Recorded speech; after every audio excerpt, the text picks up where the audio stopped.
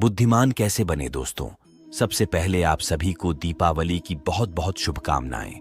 आज दिनांक 12 नवंबर 2023 है तथा आज एक नया वीडियो लेकर आए हैं जिसमें हम देखेंगे कि बुद्धिमान कैसे बने और बुद्धिमान व्यक्ति किसे कहते हैं। तो चलिए बिना देरी किए वीडियो शुरू करते हैं।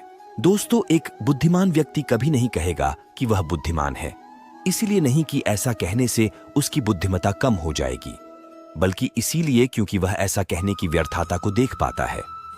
दोस्तों, गौतम बुद्ध के जीवन से जुड़ी हुई एक छोटी सी कहानी जो आपको बताएगी कि वास्तव में बुद्धिमान कौन है। एक नगर में एक लड़का रहा करता था और उसका दिमाग बहुत तेज था और उसकी खासियत यह थी कि वह किसी भी चीज को बड़ी जल्दी और आसानी से सीख लेता था। जहां अन्य लोगों को किसी काम को सीखने में महीने या वर्ष लगते थे, वहीं पर इस लड़के को उसी काम को सीखने में कुछ दिन लगते थे। उसकी ख्याति दूर दूर तक फैल गई थी और कहा जाने लगा था कि उस व्यक्ति के जितना बुद्धिमान कोई नहीं है। परंतु वह व्यक्ति तो जानता था कि वह भीतर से क्या है। हर व्यक्ति जानता है कि वह भीतर से क्या है, चाहे वो बाहर से कुछ भी दिखाए। वह व्यक्ति भी भीतर से तो परेशान था, परंतु वह अपने अहंकार से अपने परेशानियों को ढकना चाहता था। दोस्तों, अधिकतर लोग ऐसा ही करते हैं। वह व्यक्ति अपनी प्रसिद्धि को और बढ़ाने के लिए तरह तरह के काम सीख रहा था। वह चित्रकारी करना जानता था, वह मूर्ति बना सकता था और वह गीत गा सकता था, और वो दुनिया जहान का हर वो काम सीख चुका था जो उसने अब तक देखे हुए थे।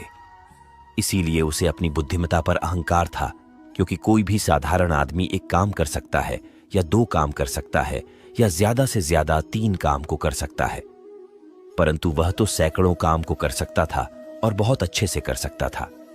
इसीलिए उसे अपनी बुद्धिमत्ता पर अहंकार था। वह इस बात को अंदर ही अंदर मान चुका था कि उसके जितना बुद्धिमान इस दुनिया में कोई भी नहीं है। फिर एक दिन उसका सामना गौतम बुद्ध से होता है। उसे पहली बार एक ऐसा व्यक्ति दिखता है जिससे उसे ईर्ष्या होती है। अब तक उसने ऐसे लोग देखे हुए थे जो उससे ईर्ष्या करते थे, और जहां ईर्ष्या होती है वहां तुलना का होना निश्चित है। वह व्यक्ति अपनी तुलना गौतम बुद्ध के साथ करना शुरू कर देता है। वह देखता है कि बुद्ध के पास तो एक भिक्षा का कटोरा है और लेकिन उसके पास धन की कोई भी कमी नहीं है। बुद्ध के वस्त्र तो साधारण से थे, परंतु उसके वस्त्र बहुत कीमती है। बुद्ध तो जमीन पर नंगे पैर चलते हैं, परंतु वह नंगे पैर नहीं चलता।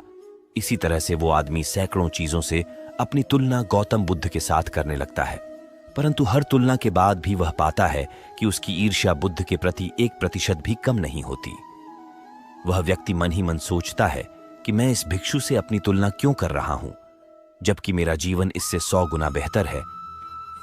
लोग भी बुद्ध का सम्मान कर रहे हैं, आखिर इसके भीतर ऐसा क्या है जो मुझ में नहीं है और जिसके कारण मेरे भीतर इसके प्रति ईर्ष्या है। बहुत देर अपने मन में उलझे रहने के बाद वह व्यक्ति तय करता है कि वह बुद्ध के पास जाएगा और उनसे पूछेगा कि उनकी उपलब्धि क्या है। वह व्यक्ति अपने सेवकों के साथ बुद्ध के पास जाता है और उनसे कहता है कि मैं इस इलाके का सबसे बुद्धिमान व्यक्ति हूं और आप अपने आसपास जो भी देख रहे हैं मैं वो सब करना जानता हूं। किसी भी कार्य को सीखने में मुझे बहुत ही कम समय लगता है। सभी लोग मेरा सम्मान करते हैं, परंतु इस सब के बाद भी मेरे भीतर आपके लिए ईर्ष्या है। मैं यह जानना चाहता हूं कि आपकी उपलब्धि क्या है। ये सब लोग आपका आदर सम्मान क्यों कर रहे हैं। उसके बाद बुद्ध कहते हैं कि वैसे तो मेरी कोई उपलब्धि नहीं है, परंतु तुम कह सकते हो कि मेरी एक उपलब्धि है। वह व्यक्ति पूछता है कि क्या मैं जान सकता हूं। तो फिर उससे बुद्ध कहते हैं कि मेरी एक उपलब्धि है कि मैं सभी उपलब्धियों को छोड़ चुका हूं।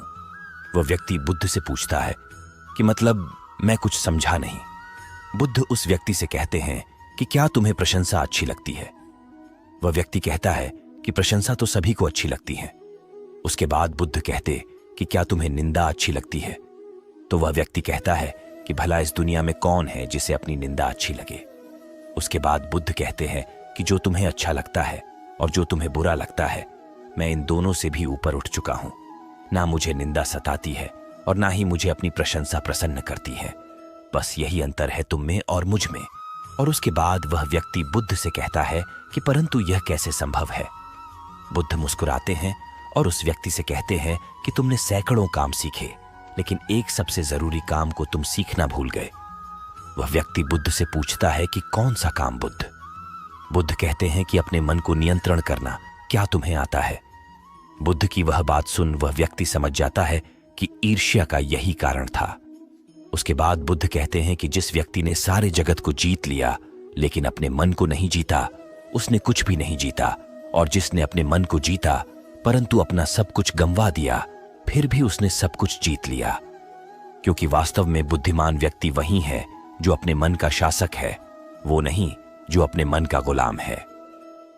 गौतम बुद्ध के इन शब्दों को सुन उस व्यक्ति का अहंकार टूट जाता है और वह व्यक्ति बुद्ध से कहता है कि क्या आप मुझे अपने मन को जितना सिखा सकते हैं?